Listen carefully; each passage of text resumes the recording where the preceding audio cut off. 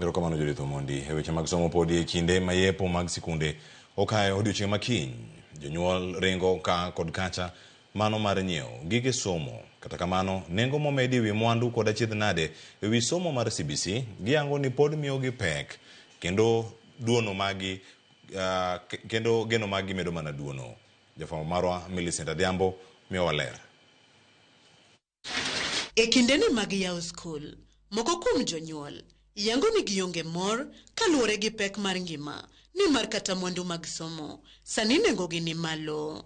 Bende gikoni wach lai manyien mar somo mar CBC pod ok donjnegi malong'o kotenore kod kwan buge mowinjore ginyiew ne jopuonjre. Prices waneno ka ni malo matin kopogore gi last year. Ni kama wameongeza bei. Koro chuna kaka janyuol kidwa ni nyathi mondo dhi skul chuno mondo nyaka inyiew bugego. Hii mambo na CBC kama wazazi imetuchanganya. Sababu kulingana na juzi vile shule ilifungwa tulikuwa tumeandikia vitabu zingine. So shule tena teo indika iko karibu kufunguliwa tena tumetumia message tena vitabu vingine tofauti. So ina maana kwamba serikali haijajipanga kwa hii kitu. Back to school rush gijo nyuol en tich matek ahinya nikech okoyot kodwa nikech we have to ochuno ni nyaka koro wang'iew book. You'll find that today is a Sunday and most bookshops are not opening on Sunday. Jonyuol moko bende manyo geno tiyo gi buge nyithindo madongo ne nyithindgi maya chien yango pek magin go sani ka koro idwaro mondo ginyiew buge CBC manyien mopogore kod mago manotigodo higa mokalo.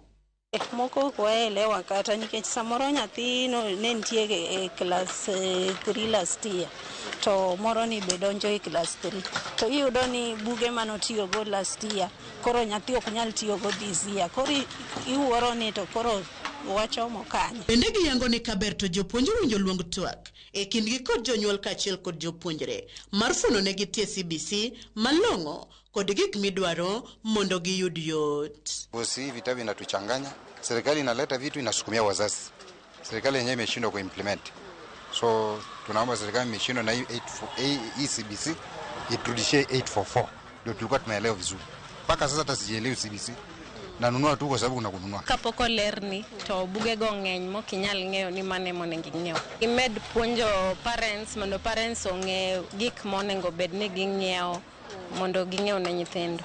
Wan wakwaya ni kaponi buge magitiyogo ma nyithindo otiyogo kata class 1 kocha ka ginyalo tiyogo e class kata 5 koni to nyalo bedo maber nikech kiwilo gi koni kendo ichako iwilo gi koni bedo mapek ne janyuol. Komachielo e kar dak Manyalenda geno dogo ne nyithindo 73 makie mawuok Yatima Hope's Home bang' riwruok mong'ere kaka DDB Charity Events wuok oko kendo chulo kony mag gige somo kod taulo mag ria ne nyithindo manyiri kaka yor neno ni giyawo skul ma ok olewo.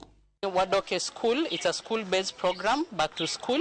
Koro wakonyo gi buge, kalembe, jok manyiri, be wakonyo gi pads, manya ginyalo konyre godo, gi gik mamoko. En fuong'ruok nikech wan gi geno ni nyathi ni dhi skul. Wan gadier ni nitie nyithindo moko makata yawo skul kiny, gibo bet e dhoudi nikech buge onge. Janyuol gima deyud matin no en mar chiemo, to buk nyalo tame. Millicent Adhiambo, Ramogi TV. Erokamano Millicent Adhiambo, kama chielo jalup jatend piny Kenya.